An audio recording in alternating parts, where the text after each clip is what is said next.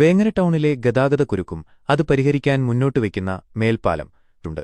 തെരഞ്ഞെടുപ്പ് കാലത്തെ വാഗ്ദാനങ്ങൾക്കപ്പുറം ഇതിന്റെ പ്രായോഗിക വശങ്ങൾ വേങ്ങരയുടെ നിലവിലെ സാഹചര്യം വെച്ച് ഈ പദ്ധതിയെ നമുക്കിങ്ങനെ വിലയിരുത്താം.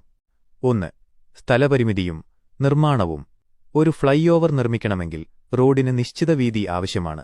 നിലവിൽ വേങ്ങര ടൗണിലെ റോഡുകളുടെ വീതി ഒരു വലിയ മേൽപ്പാലത്തിന്റെ സ്പാനുകൾ, പില്ലേഴ്സ് താങ്ങാൻ പര്യാപ്തമാണോ എന്നത് വലിയ ചോദ്യമാണ്. സ്ഥലമേറ്റെടുക്കൽ. ഫ്ളൈ ഓവറിനായി തൂണുകൾ നിർമ്മിക്കുമ്പോഴും അതിന് താഴെയും വശങ്ങളിലുമായി സർവീസ് റോഡുകൾ ഒരുക്കുമ്പോഴും ടൗണിലെ നിലവിലുള്ള പല കെട്ടിടങ്ങളും പൊളിച്ചു നീക്കേണ്ടിവരും. ഇത് വലിയ സാമ്പത്തിക ബാധ്യതയും വ്യാപാരികളുടെ എതിർപ്പും ക്ഷണിച്ചുവരുത്തും. 2.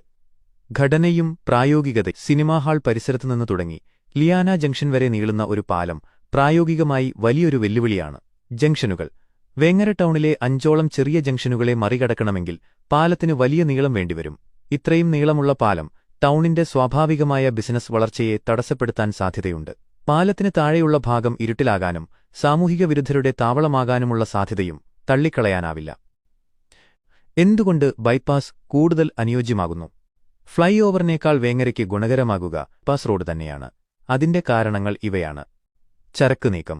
തിരൂരങ്ങാടി ഭാഗത്തുനിന്നും മലപ്പുറം ഭാഗത്തേക്ക് പോകുന്ന വലിയ വാഹനങ്ങളെ ടൗണിൽ പ്രവേശിപ്പിക്കാതെ തന്നെ തിരിച്ചുവിടാൻ ബൈപ്പാസ് സഹായിക്കും. ടൗൺ വികസനം.